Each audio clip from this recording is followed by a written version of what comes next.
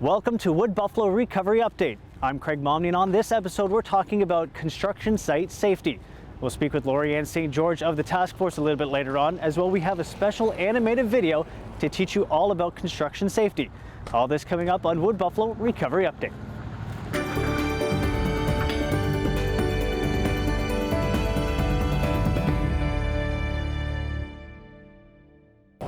Welcome back to Wood Buffalo Recovery Update. My guest today is Lori-Ann St. George, the Task Force Rebuild Supervisor. Now, I know it's kind of self-explanatory what your title is, but can you explain a little bit more or go in depth in what your title entails?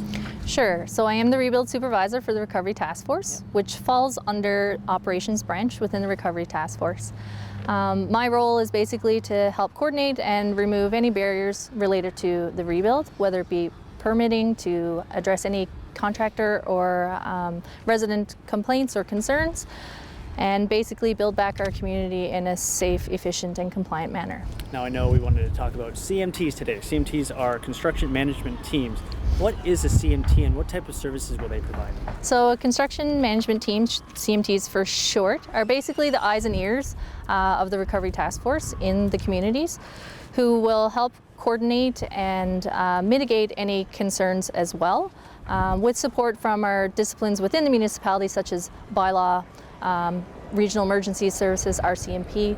They'll basically be in the areas building relationships with the contractors and the residents and help in any way they can assist or mitigate any concerns they may have. Now, why do you feel that CMTs or these construction management teams are needed during the rebuild season? So, as you know, this is an unprecedented event. Tons of rebuild and tons of construction happening in all the areas. And basically, as many people as we can have in these areas, be it our construction management teams, our contractors, our residents, other departments within the municipality, such as bylaw, RCMP, who can help coordinate the rebuild and be able to do it in a safe as possible manner. Now, as we know, the rebuild is occurring in all areas, such as Abisan, Beacon Hill, even right behind us. Will there be CMTs located in each one of these areas? Yes, actually, the CMT trailers will one here in Stone Creek, one in Waterways, one in Abisan, and one in Beacon Hill. Now, when can residents expect to see these CMTs in place? So we'll actually be able to see some CMT trucks, white trucks with construction management teams written on them this week, and then fully operational in the trailers by April 18th. And how long are they going to be in these areas? Is it for the entire duration of the rebuild? So guaranteed their contract is till the end of this year, with a possibility of extending for another year. Now, in terms of residents, how do the residents get involved with CMTs, and how can they get in contact with the CMT? So one of the reasons for having CMTs in the area is so that the residents or contractors or whoever wish can have that one-on-one contact with the CMTs, so they'll be able to just go up to one of the trailers and ask any questions. We'll also be providing direct contacts, emails, phone numbers for each of the area coordinators in all areas that they'll be able to call or email as well. Is there anything we haven't touched upon in terms of CMTs that you'd like to add to this? Just maybe one more thing is that, the CMTs, they're not enforcers. They're meant to build relationships, and of course we want to educate and do some soft compliance, and if enforcement is needed as a last resort, those CMTs will have a direct contact with those parties that they can do the enforcement if required. Awesome. Now, we're going to take a little break right now. When we come back, we'll talk more about construction safety. You're watching Wood Buffalo Recovery Update right here on Shaw TV.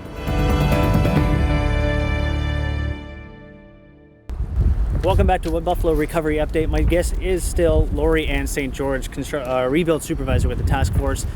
Construction season has been going on since we basically returned to Fort McMurray. Construction safety.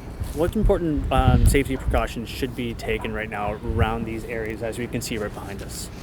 Some important things to watch out for in these heavily congested and construction areas is obviously equipment, traffic. There's tons of traffic on the road. It's hard to see people if you're walking up the sidewalks or crossing the streets. So to, be aware of your areas and to, watch for the heavy equipment and constructions in the area. What would you say are some general tips for residents when walking through these areas? My general tip would be, first of all, to avoid the construction areas if at all possible. I realize that a lot of these homes that are being rebuilt are in established communities, so people still want to walk their dog and their kids are still on their bikes, to just stay, along the regular parks and sidewalks that aren't in the heavily congested areas. So my number one tip would be to avoid the construction sites altogether, if you can. So basically, if I don't live in this area, I should try to stay away try to avoid it as much as possible? Absolutely. So what equipment should individuals wear if they do happen to go onto a construction site? Well, there are homeowners in this area that are obviously rebuilding, and from time to time we'll be visiting and be quite happy to visit their rebuilt house. So just, the proper footwear, hard hats, glasses are at a minimum would be required. Now, as we know, school it's currently out right now, but summer's coming. Kids are going to be out riding their bikes, rollerblades, everything. What type of information should parents share with their children? Because they're going to look at these areas and go, this tractor looks fun. Oh, this hill looks great to ride my bike off. But obviously it's not safe for them. What should parents be telling their kids during this time? So one good thing is that we've just established a construction safety site video that I would encourage everybody to watch and share with their kids. And what we say in there is to be aware, be seen, and be safe is kind of our motto for that. So if kids happen to have a ball that goes into a construction site, that they not run after it, that they talk to their parents, talk to an adult to help them retrieve that. But basically, again, being seen, because in the heavily congested areas, a little kid is really hard to be seen. So ensure that you're not ducking behind heavy equipment, and the sounds of backup beepers and such, just to be aware and be familiar with those. They mean danger. Anything we haven't talked about that you'd like to touch upon in terms of construction safety? No, I think that pretty much covers it. And again, recommend that people take in our video, and there's great information on that. Now, speaking of that video, we're going to air it right now. And after the break, we'll be right back with more Wood Buffalo Recovery Update right here on Shot TV.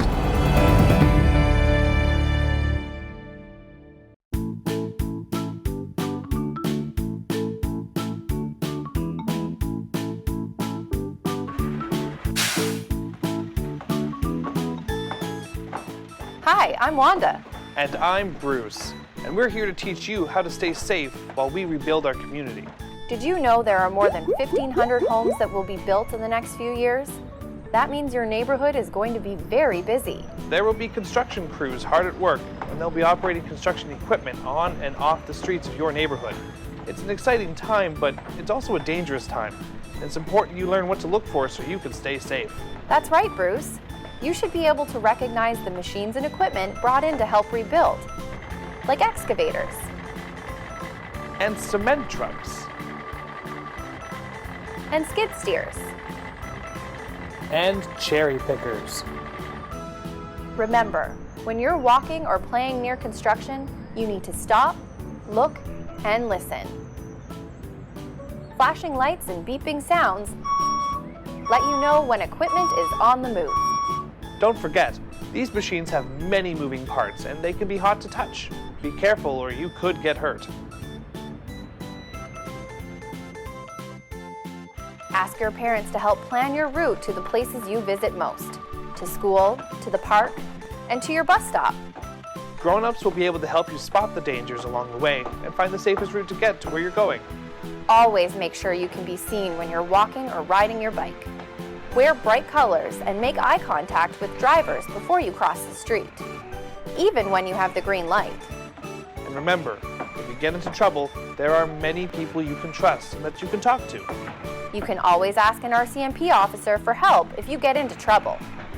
Or you can talk to a security guard if you live in one of the neighborhoods with the most construction happening. You'll know the security guards by their orange and black uniforms, and by the shiny black trucks they drive. While construction sites might look like a fun place to play, they're really dangerous, and you should instead find a park, like this one, to play in. And remember, there could be dangers on the way to and from safe places to play. You could trip and fall or come across wires and get a shock. There are sharp fences and dangerous power tools, and crews working over your head. Sometimes there are open foundations that are dangerous if you fall inside. And sometimes there are big garbage bins that look like great hiding places, but are actually filled with wood that can give you splinters and nails and other dangers. It's best to just stay out. If you happen to lose a toy on a construction site, don't try and find it yourself. Go home and ask your parents for help. And always listen to the construction crews working on the site. If they tell you to stand still or get back, they mean it. The construction crews are doing very important work, and it's important you stay out of their way. You're smaller than most of the equipment they use, and it can be hard to see you. There's a lot to remember when it comes to staying safe, but it helps if you keep in mind our top 3 tips. Be aware, Be seen.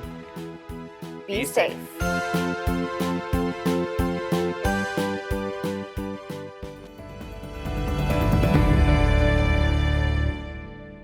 Unfortunately, that's all the time we have for this episode of Recovery Update. For more information on CMTs in your area or construction site safety, you can head over to the RMWB's website.